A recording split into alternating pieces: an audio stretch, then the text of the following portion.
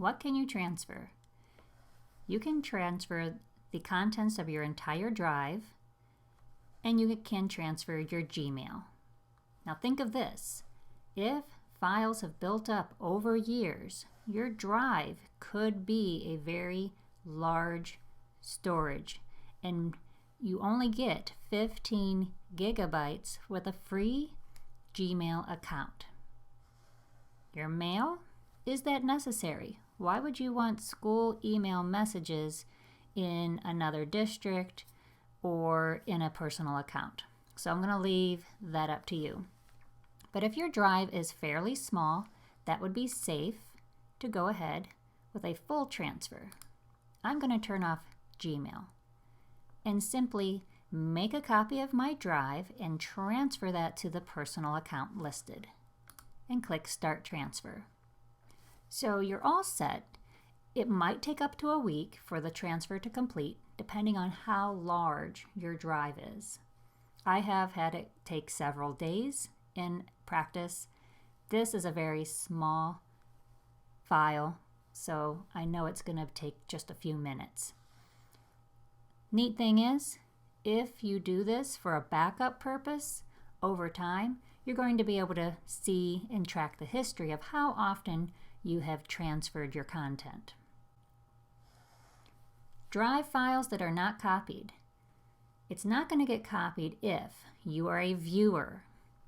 That means you're not the editor or the owner. Or if the owner has turned off download, print, and copy for those people who are only commenters and viewers.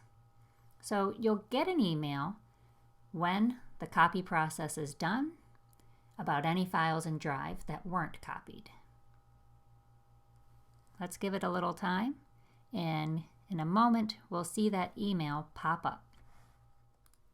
So here we have it, back in Minnie's personal account. We see there was a message that came in at the beginning of the transfer. It said your content is on its way. It's coming from the school account, heading to the personal account. Great! Time has passed, and in about 5 minutes that small folder was able to be transferred and copied. So here we see the confirmation. It says your content has arrived.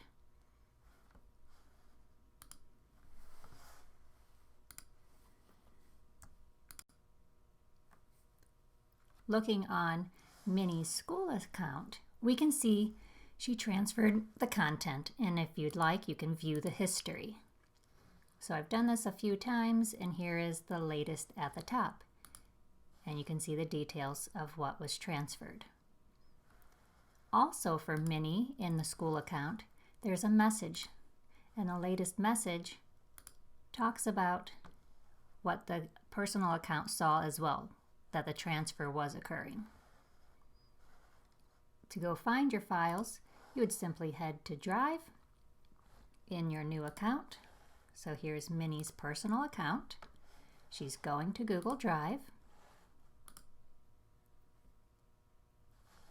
And she has an entire folder. Notice the name of that folder. It actually is labeled with the school account and the timestamp. Now here's some important information to keep in mind. There are some changes on your copied files. Very minor, but you will become the owner of all the copied files with that personal account. Copy files aren't shared with others, so if you had sharing going on, you're going to have to recreate that same sharing structure. And comments are copied, but revision history isn't. So think of this. This is a copy. It's a fresh version of these files. So revision history is going to start from square one. This completes the process of transferring and copying your files from one account to another. And it all started by heading to Manage Your Google Account and transfer your content.